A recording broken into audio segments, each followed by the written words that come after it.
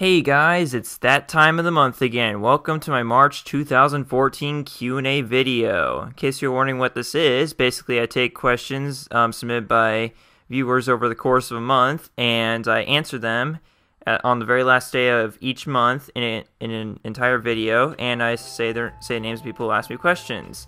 So, if you want to do this, you can ask me questions in the comments below, or pretty much in any video, because I can pretty much distinguish what questions are meant for Q&As and whatnot. And if you want to, you can actually specifically say that you want me to answer them in the Q&A video or right up front. So make sure to let me know the distinctions between those two questions, because sometimes I might not answer and then I'll save for the Q&A video. But anyways, you get the idea. So without further ado, let's get started.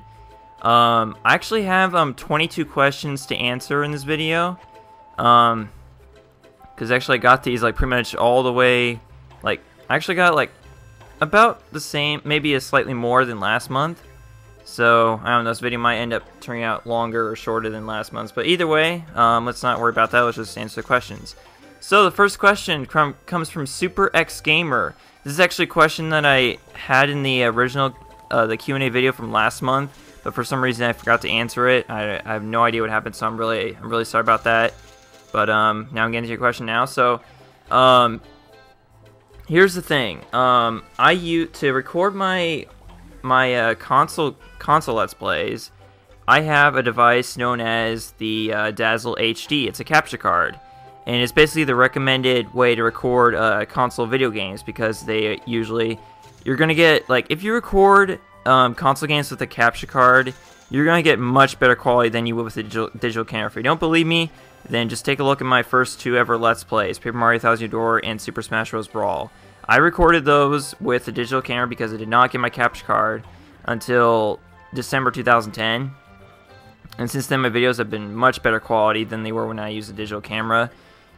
But yeah, before then, it was all digital camera that I used to record my games, and I can definitely tell you that you will definitely see a difference if you watch, those videos. It's just capture card is pretty much essential if you want to do really good Let's Plays. But well, actually no, I could be wrong though. I don't know about using capture cards over digital cameras, because there are people out there who are really good at doing Let's Plays and don't have digital cameras. Don't have capture cards and use digital cameras. For instance, DSP Gamer's I think that's his name, DSP Gamer. I hope it is. If not, I apologize. But yeah, he's a really famous guy on YouTube, and he never uses capture cards. He's always been using digital cameras, and he's still really popular. So I guess there's exceptions to that. But anyways, let's move on. The next three questions come from TriforceTK, and the first question he asks is, how far did you make it in Ocarina of Time and Majora's Mask? I stated in the last Q&A video that I had never beaten any Zelda game ever, but I have actually played a few casually, but not making it that far, and ultimately just end up getting bored with the game and just not finishing them. But there is one exception to that, but I won't say what game that is, because it's actually the game that I'm playing on Let's Playing. So, but as for Ocarina of Time, Majora's Mask, which are none of these are the games I plan on Let's Playing this year. Ocarina of Time, I think I made it as far as past the Great Deku Tree in the beginning of the game, which is the very first dungeon. That's as far as I made it in the game, trying to play through it officially, all by myself. That's as far as I made it. So you can see I didn't really make it that far in the game at all. And as for Majora's Mask, I'm not sure if I said that I played it or not. If I did, I apologize, because I actually have not played Majora's Mask. I have seen people play it. I briefly watched parts of Chugga Conroy's Let's Play of it, and I've seen my brother play it a little bit. I've seen friends play it, and so on. But I'm not gonna lie, it did look like a really fun game. But again, it's just another. To me, it's another Zelda game. But that's probably because I haven't tried it before. But, then again, I've tried a lot of Zelda games and just not, they just didn't click for me, I guess. The second question comes from, the second question from TriforceTK is, what is your favorite game? This is a question that LPers get asked a lot.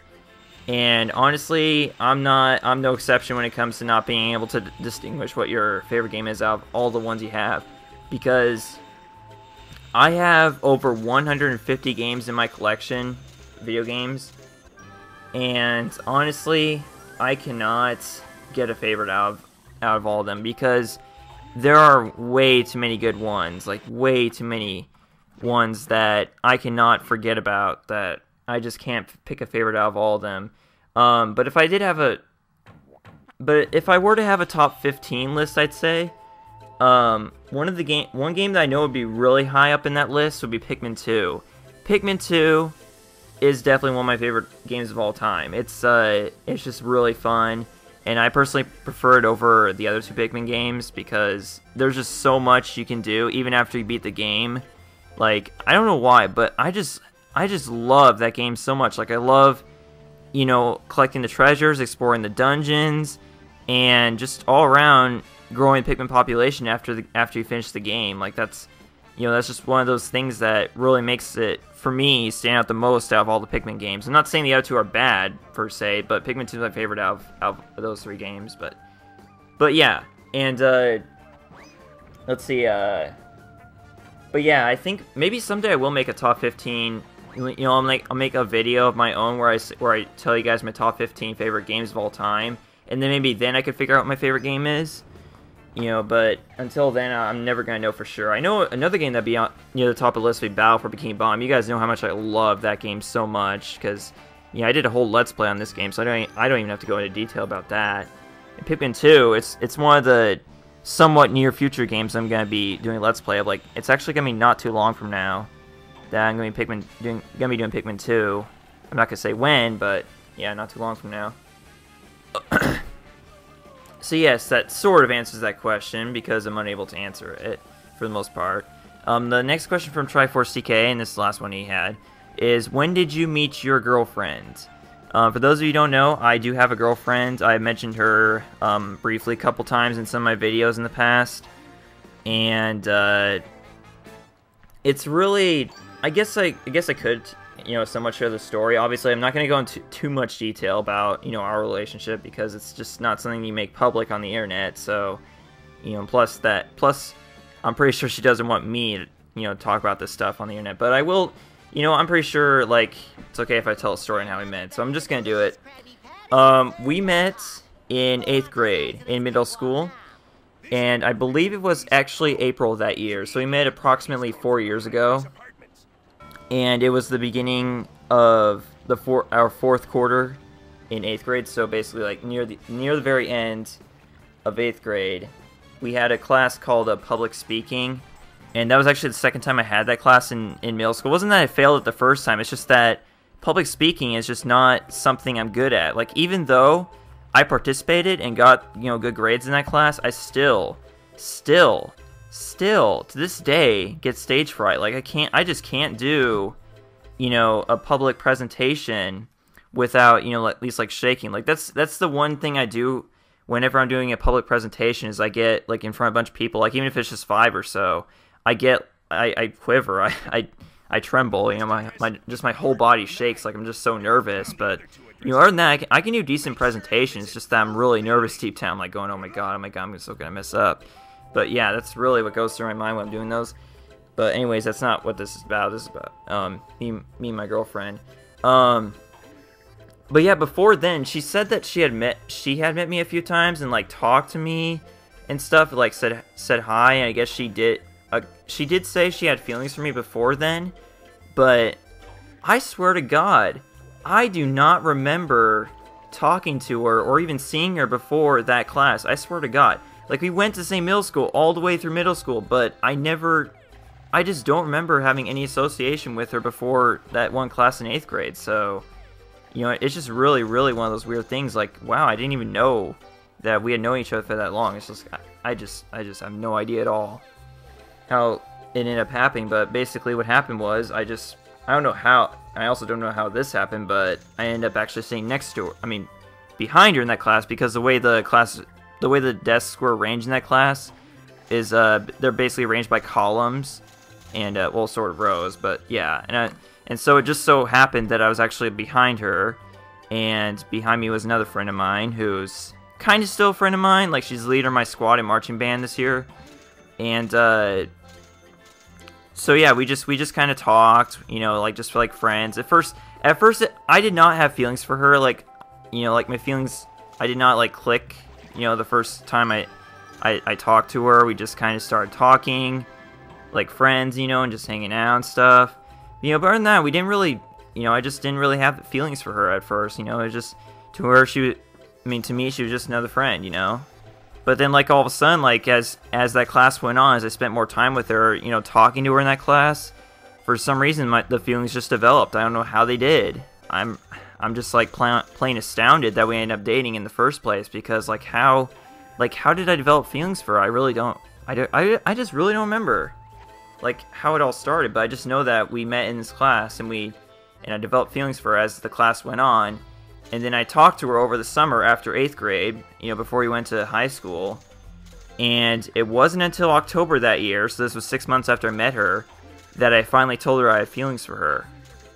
And it's funny because July of that year, at the Sultan Summer Shindig, because I also talk about that sometimes, it's a yearly festival held at the city I live in.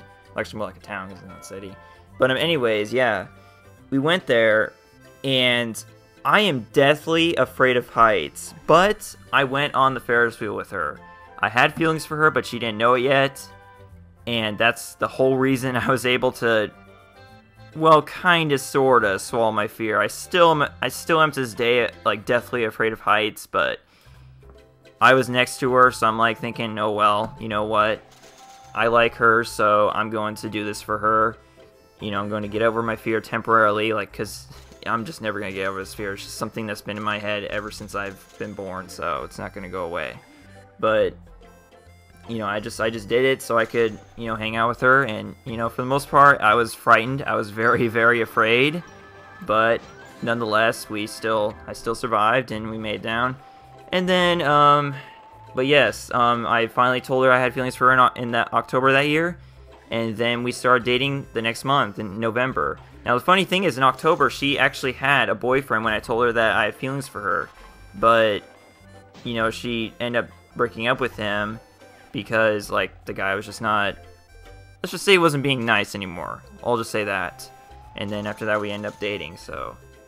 It's a pretty interesting story. You know, it's not really that inspirational, mostly because, like, it wasn't love at first sight or anything, but still, the fact is it happened, and it's still going on today, so I guess it could be somewhat inspirational, but, you know, not that much. So anyways, I took way too long telling this story. Let's move on. CakemanisReal asks, will you plan on getting Plants vs. Zombies Garden Warfare and LP it?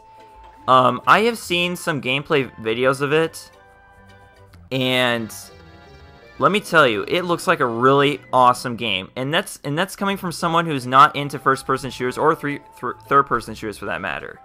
You know, the only reason why I like Metroid Prime is because of the adventure part of it, you know, because I don't really care about first-person shooters. So the fact that I actually enjoy, you know, just the sight of it, I guess it's a testament to the fact that I should get it. But I think for now, it's only available on Xbox and Xbox One, sorry, and Xbox 360. And the funny thing is, I actually like this game so much that I was actually considering getting Xbox One just to get that game. Yeah, no kidding. But I'm not going to, because from what I hear, the game is going to be coming out on PC eventually, so I'm going to wait for that to happen, and then practice it a little, and then maybe after that I will do a Let's Play of it. So yeah, it's definitely a consideration for the future. And also the next question CakemanisReal asks, this kind of goes along with it. Actually, no, it doesn't. He says, will you plan on doing some sort of thing for your fans? Actually got a funny idea when he said that, but I'm pretty sure what he actually meant was a giveaway or something like that. Giveaways have been something I've been thinking about ever since I started my channel a long time ago, but I never actually did it, you know, actually tried it before because, well, I'm kind of new to this whole mailing stuff. Like, I've never actually, like, I've almost never at any point in my life have actually mailed something to someone, let alone, like, an actual package of something. So, you know, if I ever do a giveaway, I'm going to have to, like, figure out, okay, first of all, what am I going to do? Like, am I gonna do a contest or something, which is probably what's gonna happen. And then once I do, I gotta figure out how this whole sending things to people works. Like, cause I'm serious. Like, I've never actually done this before. So, call me stupid, but that's just me being, you know, not trying a lot of new things. But it's definitely a consideration for the future, and I'd really like to do it as soon as possible. But it's something that might not happen until, like, maybe say after high school or maybe even after college. But nonetheless, it's gonna happen eventually. Like, just not in the near future, because I got like all this other stuff to worry about. Okay. So next question comes from Jordan. He asks, favorite video game console. My favorite video game console is the GameCube, because if you guys have seen most of the Let's Plays I've done, a lot of them have been from the GameCube, and that's pretty much the reason why. Because the GameCube is really the system that I grew up with, as well as the Nintendo 64 and the Super Nintendo. Those would be my top three, I'd say. But the GameCube comes out on top because it has more games that I really, really enjoy on. I'm not saying that there are a lot of games in the N64 I don't enjoy, but if I were to make a list of all the games I'm gonna Let's Play in the future, like list every single game I have and plan to do Let's Play of, the GameCube would have the most games. Like, it literally has like about 30 games. Like, just go my backlog, or you can actually see that. Okay. The next question Jordan asked is, do any of your family members watch your Let's Plays? No. I'm gonna have to say no to that, because the only time my mom has ever watched my Let's Plays is when I've actually, like, showed them to her. But she told me she'd rather watch them if I'm with her, which is kind of weird because she's hearing my voice. So that's kind of weird.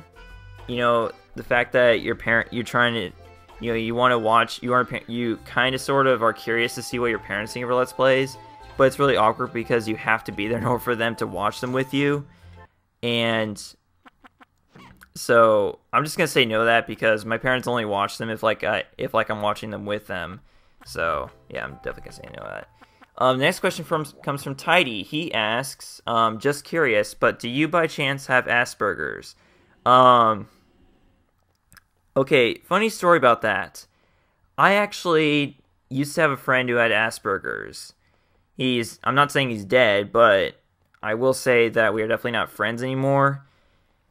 And I think it kind of had to do with that. But, well, first things first, I'm going to say no, I don't have Aspergers, but I've had pretty negative experiences with people who do have Aspergers. I'm not going to say that people who have Aspergers are awful people. You know, I'm definitely not going to set a stereotype for them, but I'm just going to say that the few people I have had experience with that weren't really nice. Okay, and I'll just leave it off with that.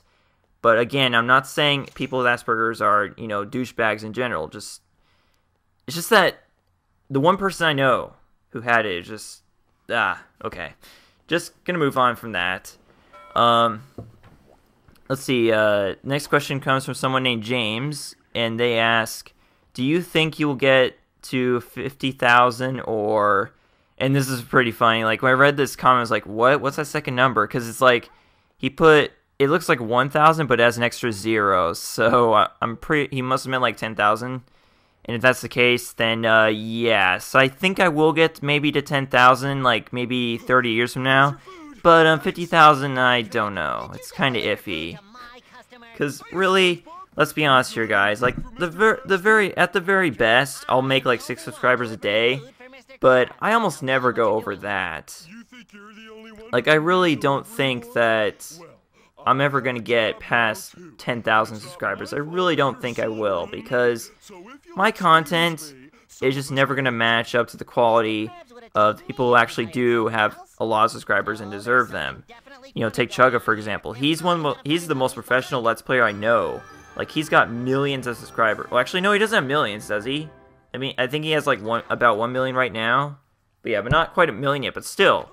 He rightfully deserves the amount of subscribers he has, because he actually puts a lot of effort into his videos. And I'm not saying I don't put a lot of effort into mine, but I don't have like all the time in the world to put a lot of effort in my videos. Like, I'm not, like, YouTube is not my full-time job, so I can't put as much effort into my videos as people who are actually living off of YouTube. And I'm really jealous of those people, because that's really what I want to do. But I just can't do that, because for one, I'm not making enough, so that means I can't make YouTube my full-time job. And until that happens, my videos probably won't get much more high quality than they are now, but they might improve a little bit. But, you know, as far as, I'm pretty much doing the best I can with what I've got, and what I got is not much because, you know, of high school and stuff. But who knows? Things might change after high school and after college. You know, who knows? Might get more time to put more effort in my videos, and then maybe more views will come then. But I don't know. I just can't predict the future. But I'm just gonna say that maybe 10,000, probably not 50,000. The next question comes from Carlos. He asks, "Are you really going to die 2069?" In one of my earlier Let's Play videos, I mentioned that I entered some information to a website called deathclock.com or something like that. It basically tells you how many seconds you have to live, and it tells you the exact date you're gonna die. And when I put in my information, it said June 21st, 2069, which I thought was kind of funny. So, considering it's just a website, I don't think I'm actually gonna die in 2069, guys. I'm pretty sure I'll die, maybe 2070 something. I don't know. Like, it's just it doesn't really ask for a lot of information, so I don't think it's really accurate with, you know, knowing when you're gonna die.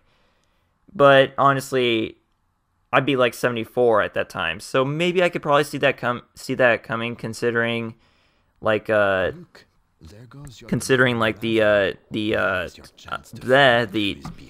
expected age, I should say, the age expectancy or whatever, you know, where I am. So yeah, there's that. I'm probably not gonna die in 2069. But I don't know for sure. I can't predict the future.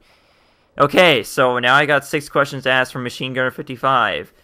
He asks, "Have you ever played the SpongeBob movie game, and what are your overall opinions on it?" My overall opinions, I'd say it's probably the best sequel to Battle for Bikini Bomb that we have.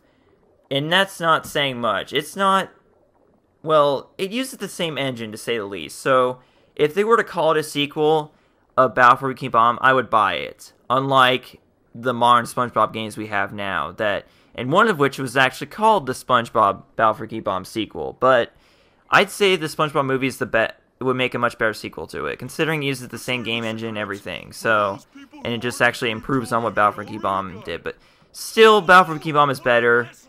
And so I guess that answers the second question, which was, do you think that's a worthy sequel to Battle for Bikini Bomb, or was it at this point? It was in between. Like, I think it's the best sequel it has, but you know, it's still not as good as Battle for Bikini Bomb. And what did you think of the new mechanics, such as the upgrade system and the slide and driving levels? I thought those were I love the upgrade system, but I'm not a big fan of the slide and driving levels, because the fact that you have to do them 4 times is kind of annoying. Like, you have to do the same levels over and over again to get all the missions, and to me, that's definitely not an improvement over Battle for Bikini Bomb. So that's just my opinion on that. His fourth question is, did they add or take away from the experience? I guess that I already answered that too. Said, if you were to take away one thing from both games, what would it be, and what would you replace it with? Oh dang, let's see. That is actually kind of a tough question. I don't know what I would take away from the games. Honestly, I can't think of anything to take away from Battle for Bikini Bomb. It's perfect the way it is. I really just can't think of anything. But as for the SpongeBob movie, I would take away, I don't know, because they do add some challenge to them, but still, it makes it kind of repetitive, like the fact that you have to, like, because you have to, like, play through them originally, you know, the driving and sliding levels, but then you have to do, like, these time trials and stuff. Those I would probably take away, and just add more, like, levels, like regular platforming levels, because those are the ones I prefer, and then that would make it a slightly better game, in my opinion. And so, but yeah, that's what I would do for the SpongeBob movie. Again, I can't say I want to take anything away from the Battle for Bikini Bomb, because it's just way too good for that. And then his last question is, which do you prefer, the kelp vines or the macho rock slide, the challenge?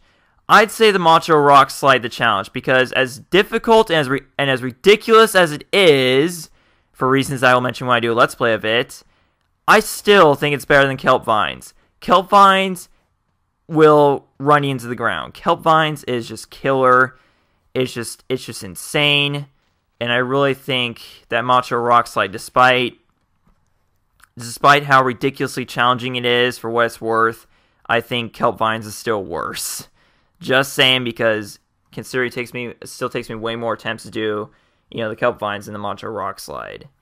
19seb85 asks, this advanced web design class, is it advanced as in PHP/ASP/Java, and you are learning a bunch of deeper things, or is it more like how to build a website and what to do and what not to do? Here's the thing. In regular web design, we learn how to build a website. We learn how to use all these codes and whatnot to make tables, make banners on Photoshop, and make flashes on Adobe Flash. That's basically what we did in regular web design. In advanced web design, we're kind of still learning what to do and what not to do and how to build a website. But with adding other stuff, like we have these things called CSS, Cascade something services. I can't remember what those things are called. We're learning Cold Fusion. We're learning Java. I don't know what PHP and ASP are, but yeah, Java is definitely one of the things we kind of touched on it briefly, but not in its entirety. But yeah, that's basically my answer to that. And the next question comes from Gigio Gamer. He asks, which shows like Big Bang Theory do you like? So you're talking about sitcoms. I mean, like, actually specifically live-action sitcoms.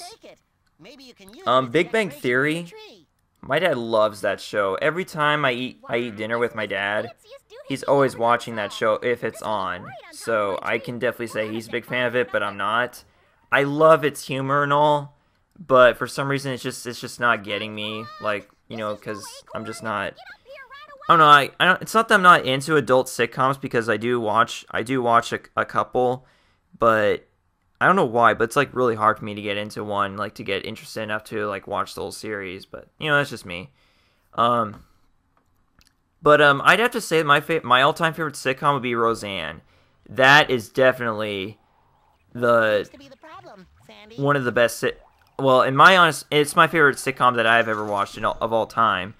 And basically, it's a '90s sitcom that's about like some blue collar middle work class family that is just joking all the time. So I don't know why, but for some reason I just really love the show. I love the idea and everything, and I just love all the characters and stuff. So I just thought Roseanne was probably one of, if not, well, I shouldn't say the best, but it's definitely my favorite sitcom of all time.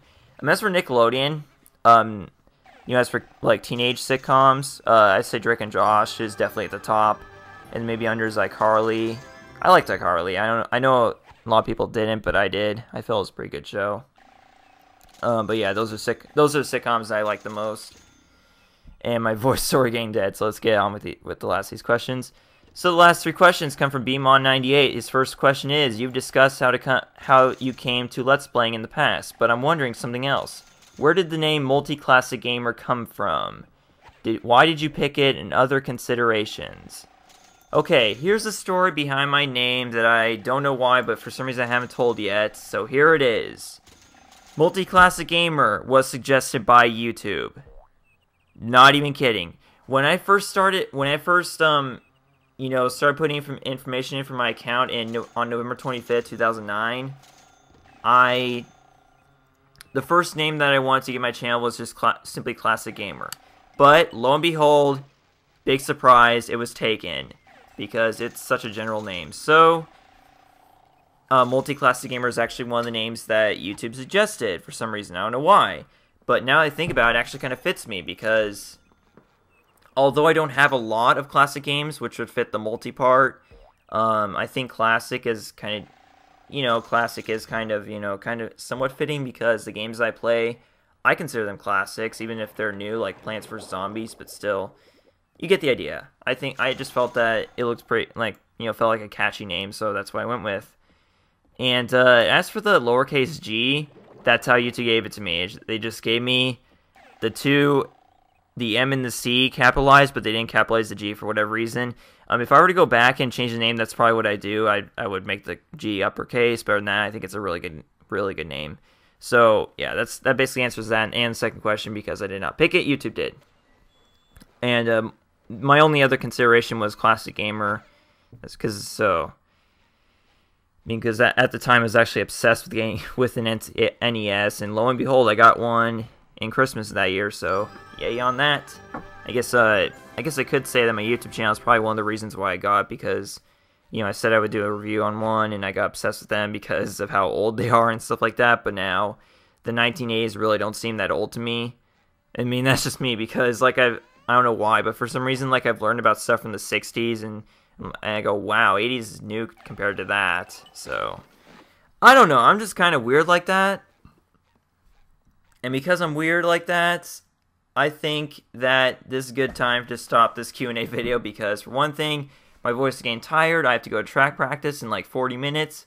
So I will see you guys next month for the next Q&A video. So the next Q&A video will be April 30th, or whatever the last day of April is. Yep, April 30th, Wednesday. So until then, keep your questions coming if you have any for me. Or for that matter, if you have any questions that I've answered in the past but you want to make the answers public, then you can do that as well. I won't be mad if you ask me a question that you've asked me in the past but I haven't answered in a Q&A. So don't be shy, folks, and I will see you guys tomorrow. And why tomorrow? Because I'm starting a new Let's Play tomorrow. Bye.